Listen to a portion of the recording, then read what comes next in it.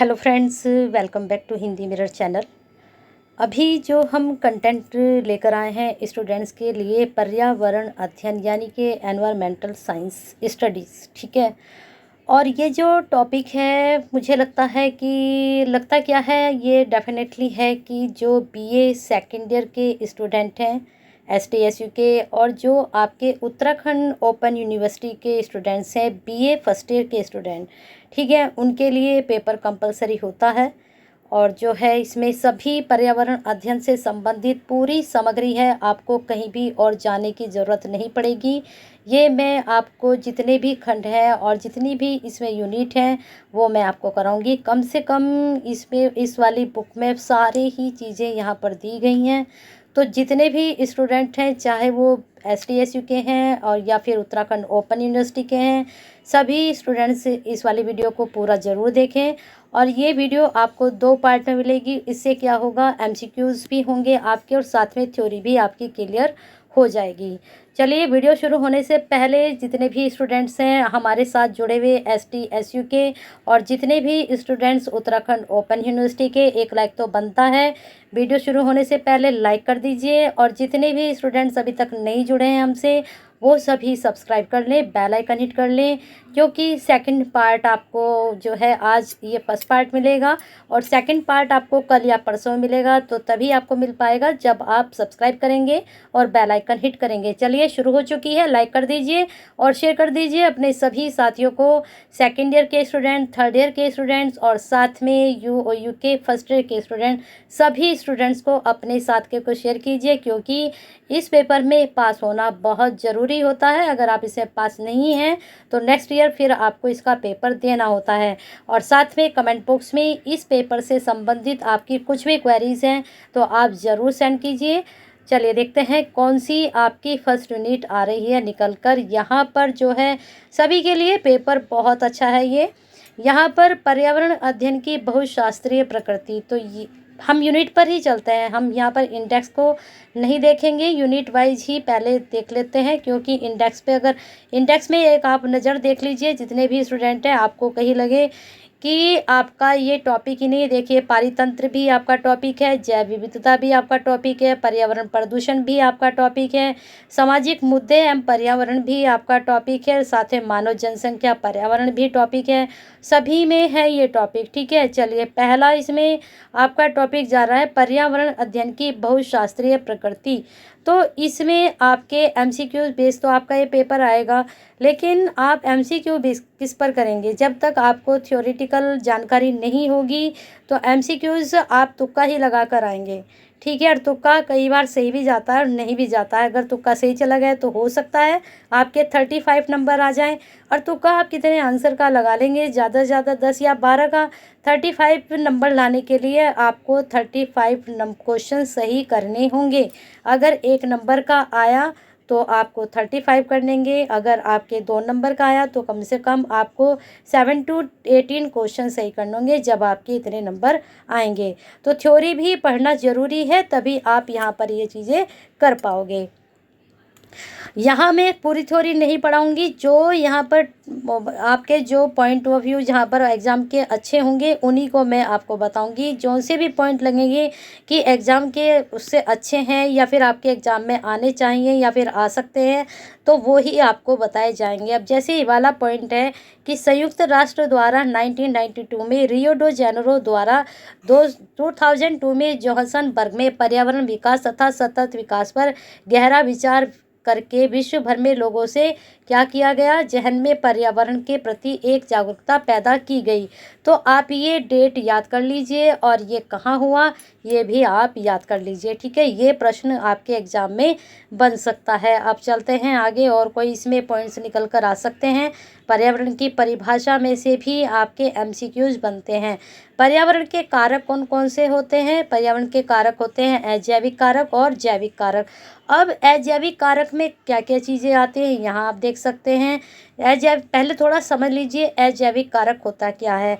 भौतिक कारक जैसे कि ताप है नहीं, प्रकाश, विकिरण इत्यादि रासायनिक कारक जैसे मिट्टी, जल, गैसें इत्यादि वातावरणीय कारक जो वातावरण से उत्पन्न होती हैं चीज़ें जैसे वायुमंडल इत्यादि, ये सभी कारक एक दूसरे पर निर्भर करते हैं।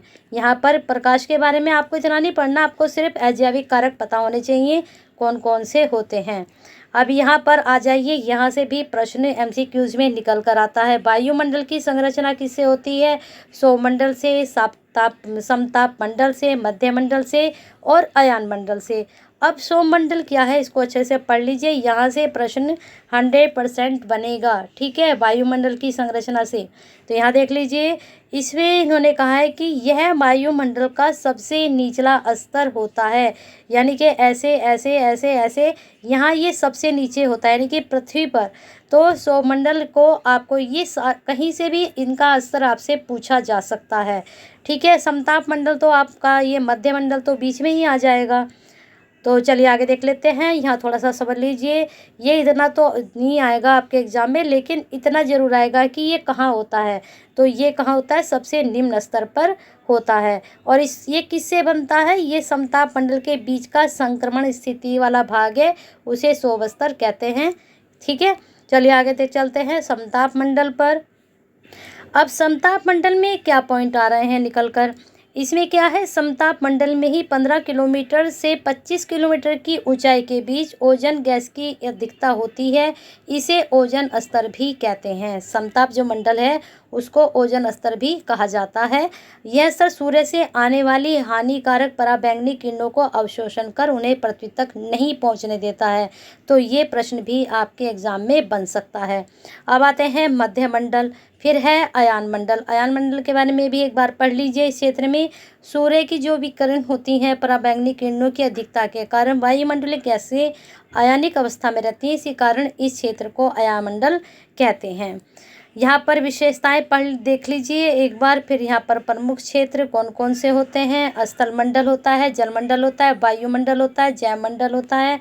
फिर इसके बाद ये चारों मंडल, वैसे जो मेन होते हैं स्थल, जल और वायु होता है, ठीक है। ये 3 मंडल के बारे में यहाँ पर अच्छे इसके गो थ्रू कर लीजिए, क्योंकि यहाँ से क्वेश्चंस भी 100% आपका बनेगा। अब चलते हैं आपके नेक्स्ट टॉपिक पर, क्या निकल कर आ रहा है यहाँ पर। हाँ, ये देख लीजिए, ये सारे यहाँ पर भारत में पर्यावरण संरक्षण हेतु प्रयास कौन कौन से किए गए हैं। तो यहाँ ये आपके पॉइंट वाइज हैं, इसको आप चेक कर लीजिए, देख लीजिए। पहले ऊपर देख लेते हैं इसको पढ़कर। ये तो मैं आपको बताई चुकी हूँ कि ब्राज़ील के रियो डी जेनेरो में हुआ था पहला, वहीं से इसकी शुरुआत हुई थी 1972 में और जून 1992 में, और पहला राजधानी स्टॉकहोम में 1972 में पर्यावरण दिवस मनाया गया था। और जो भारतीय संसद है उसने 1976 में 42वें संशोधन द्वारा यह अधिनियम पारित किया था, जो कि अनुच्छेद 48 का से जोड़ा गया है। इसके बाद इन्होंने बताया है उसमें एक अनुच्छेद 51 का जोड़ा गया, जिसके अनुसार प्रत्येक भारतीय का यह कर्तव्य है कि यह जंगलों, झीलों, नदियों, वन्यजीवों की सुरक्षा में अभिवृद्धि करने का प्रयास करे। तो ये पॉइंट्स आपके लिए बहुत ही महत्वपूर्ण है, यहाँ से एमसीक्यूज जरूर बनेगा। अब इसके बाद नीतियाँ कौन कौन सी हैं? राष्ट्रीय वन नीति 1952, जल प्रदूषण अधिनियम 1974, वायु प्रदूषण 1981, वन संरक्षण अधिनियम 1980, पर्यावरण संरक्षण अधिनियम 1986, संशोधित वन नीति 1988, प्रदूषण निवारण नीति 1988। फिर यहाँ से ऐसे ही आप सारे चेक करिए, और यही जो मैंने आपको बताए हैं सभी, यहाँ से भी 100% आपका क्वेश्चन जरूर बनेगा एमसीक्यूज में। अभी इसमें से कौन सा इम्पोर्टेंट है वो हम नहीं बता सकते, क्योंकि हमारी नज़र से ये सारे ही इम्पोर्टेंट हैं, लेकिन 100% में अगर मैं आपको बताऊं तो राष्ट्रीय जल, वायु और आपसे वन, पर्यावरण, ये सब आपसे ज़रूर पूछा जाएगा। चलिए आगे चलते हैं, कौन से पॉइंट आपके लिए सही रहेंगे उनको हम चेक कर लेते हैं। अब आते हैं इकाई 2 पर, प्राकृतिक संसाधन। देखते हैं कौन कौन से होते हैं। इसमें क्या है? नवीनीकरणीय और अनवीकरणीय, ये मैं कई बार समझा चुकी हूँ। यहाँ से भी आपके 100% क्वेश्चंस बनेंगे। चलिए देख लेते हैं कौन कौन से हैं। पहले इसकी जो है देखते हैं, चेक करते हैं परिभाषाएं। वो अजैविक और जैविक कई बार बता चुके हैं, इसमें तो अब आपको कोई भी दिक्कत नहीं आनी चाहिए। जब आपके सामने पेपर आएगा तो यहाँ से अगर क्वेश्चंस बनता है, अगर का तो सवाल ही नहीं पैदा होता है, तो बनेगा 100%। चलिए प्राकृतिक संसाधन देख लेते हैं। पूरा चार्ट आपके सामने है। नवीनीकरण, अनवीनीकरण, अन्य प्राकृतिक सौंदर्य स्थल। अब हमने देखना है कि जो अनवीनीकरण है, इसमें संसाधन जो उपयोग से नष्ट हो जाएं। हमने जैसे पेट्रोल का, कोयले का एक बार यूज कर लिया, गैस का, वो फिर दोबारा आप उसका यूज़ नहीं कर सकते, ये एक बार यूज करने से ही ख़त्म है। ऐसे ही अन्य प्राकृतिक सौंदर्य स्थल, अन्य वस्तु हेतु उपयोगी संसाधन, धातुएं। धातु तो आप समझते होंगे ना क्या होता है। अब प्रत्यक्ष में प्रत्यक्ष सौर ऊर्जा, अप्रत्यक्ष सौर ऊर्जा, भू तापीय ऊर्जा। भू भौतिक में क्या आता है? हवा, वायु, ज्वार भाटा, जल विद्युत। फोटोसिंथेटिक में क्या आता है? इसमें अल्पकालिक कृषि उपजें जो बहुत कम समय के लिए होती हैं। दीर्घकालिक वनस्पति आती है जो लंबे समय तक चलती हैं। ठीक है। अब जैसे गन्ना है, आपने गन्ना साथ के साथ जैसे काट लिया, ख़त्म हो चुका। लेकिन जैसे आपका चावल है, आप चावल बोंगे, जब चावल वनस्पति आप है तो उसको बोने के बाद आपको कई सालों तक आप उसको चला सकते हो, लेकिन ये साथ के साथ आपका ख़त्म होता है। तो इस तरह से ये मैंने उदाहरण दिया है। चलिए नवीनीकरण संसाधन यहाँ पर आप देख सकते हैं। नवीनीकरण अपरिवर्तनीय संसाधन, इसके अंतर्गत महासागरीय जल, सौर ऊर्जा, पवन ऊर्जा, मृतिका, मृतिका मैंने आपको बताया था, मिट्टी, वायु आदि शामिल किया जाता है। ठीक है। ये तो मैं आपको टॉपिक कई बार पढ़ा चुकी हूँ, बाकी आप यहाँ से इसका स्क्रीनशॉट लेकर देख सकते हैं। और नवीनीकरण का भी आप स्क्रीनशॉट ले लीजिए, क्या क्या चीज़ें आती हैं। यहाँ पर उपाय तो आप छोड़ ही दीजिए। अब आके चलते हैं, हम थोड़ा इम्पोर्टेंस पॉइंट्स देख लेते हैं। हाँ, ये देख सकते हैं। प्राकृतिक संसाधन इस प्रकार है: वन संसाधन, जल, खनिज, खाद्य, ऊर्जा, भूमि। ये सब प्राकृतिक संसाधन के अंतर्गत आते हैं और इनकी हमें सुरक्षा दी गई है, हमें भी इनकी सुरक्षा करनी होती है। चलिए यहाँ देख लेते हैं क्या पॉइंट निकल कर आ रहा है। मौजूदा आकलनों के अनुसार भारत में वन और वृक्ष क्षेत्र कितने हैं, ये आप नोट कर सकते हैं अपनी नोटबुक में। इसके बाद एक नोट यहाँ पर भी है, जो देश के भौगोलिक क्षेत्र का कितना प्रतिशत है। 2009 के आकलन की तुलना में ये छोड़ दीजिए, लेकिन ये 2 पॉइंट तो आप नोट कर सकते हो। आगे देखते हैं यहाँ पर, वन विनाश के कारण क्या है, ये भी क्वेश्चन MCQs में पूछा जा सकता है।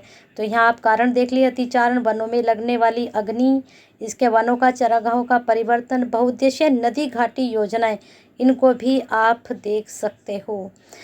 आगे चलते हैं। भारत में जो वन उन्मूलन होता है वह किस कारण होता है, ये भी इसमें, हाँ यहाँ पर देख सकते हैं। केस अध्ययन क्या है? केस अध्ययन संयुक्त वन प्रबंधन, संयुक्त वन प्रबंधन कार्यक्रम 1988 की राष्ट्रीय वन नीति पर आधारित है। ठीक है।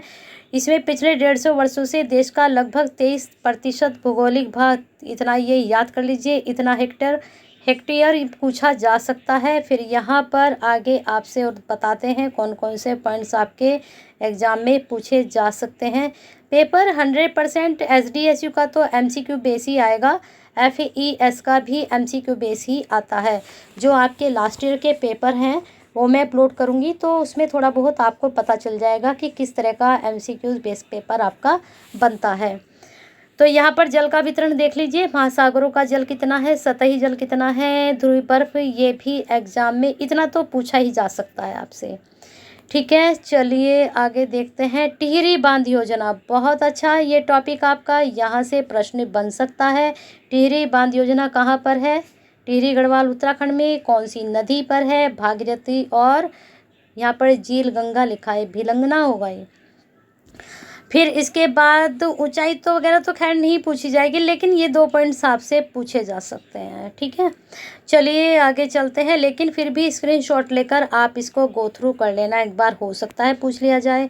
चलिए आगे देखते हैं। यहाँ पर टिहरी बांध परियोजना का पर्यावरण पर प्रभाव दे रखा है। बाढ़ के कारण, बाढ़ के कारण क्या क्या होते हैं यहाँ पर बता रखा है। बाढ़ के प्रभाव क्या क्या होते हैं, यहाँ पर ये पॉइंट आप नोट कर सकते हो। भारत के अनेक भागों में अकाल पड़ते हैं। भारत अत्यधिक भयंकर अकालों में 1899 का छप्पनिया अकाल तथा 1917 का अकाल प्रसिद्ध है, जिसे लाखों लोग अकाल के ग्रास बन गए थे। तो ये आप याद कर सकते हो MCQ बेस के लिए। अब यहाँ पर देख लीजिए, अधात्विक खनिज कौन से हैं, धात्विक खनिज कौन से हैं और खनिज ईंधन कौन से हैं। अधात्विक में क्या क्या आता है, ये सबके नाम याद कर लीजिए। कोई भी आपसे क्या होगा, एक ऑप्शन डाल देंगे, क्रोमाइट डाल दिया आपसे, दूसरे धात्विक खनिज डाल दिए, तो आपको उसमें से चूज करना पड़ेगा कि अधात्विक कौन सा है। अब धात्विक सारे डाल दिए, इसमें से एक अधात्विक डाल दिया, और पूछ लेंगे कि इसमें जो है धात्विक कौन सा नहीं है भी और नहीं भी, दोनों तरह के क्वेश्चंस आपसे पुट अप होंगे। तो बड़े ध्यान से आपको प्रश्न करने हैं, ये सबका स्क्रीनशॉट ले लीजिए, सबको इनको अच्छे से पढ़ लीजिए। खनिज संसाधन, यहाँ पर हीरा है, फिर इसके बाद हीरा के बारे में केस अध्ययन, खाद्य संसाधन, विश्व खाद्य समस्याएं, जनसंख्या वृद्धि के कारण भौगोलिक समस्याएं, विविधता का अभाव, पोषक तत्वों का अभाव, उत्पादकता में अंतर, क्रय शक्ति, आर्थिक स्तर। ठीक है, ये सब आपका है। और ये पीडीएफ आपको, अगर आपको ये पूरी ही बुक गो थ्रू करनी है तो इसकी पीडीएफ अभी आधे पौन घंटे के अंदर टेलीग्राम चैनल पर अपलोड कर देती हूँ, वहाँ से आप इसकी पीडीएफ ले लीजिए। क्योंकि हमारा मोटो ज़्यादा क्या रहेगा, एमसीक्यू बेस आपकी तैयारी कराना रहेगा। इसकी पीडीएफ अभी मैं अपलोड कर रही हूँ, तो आप वहाँ जाकर चेक कर लीजिएगा। बाकी आप यहाँ से जो इतना मैंने पढ़ाया और जो तरीका मैंने आपको बताया, इस तरीके से आप इसमें से एमसीक्यूज़ निकाल सकते हैं। चलिए बने रहिए हिंदी मिरर के साथ, एक लाइक तो बनता है, करते जाइए और शेयर कर दीजिए सभी स्टूडेंट्स को, और कमेंट बॉक्स में अपनी क्वेरीज सेंड कर दीजिए।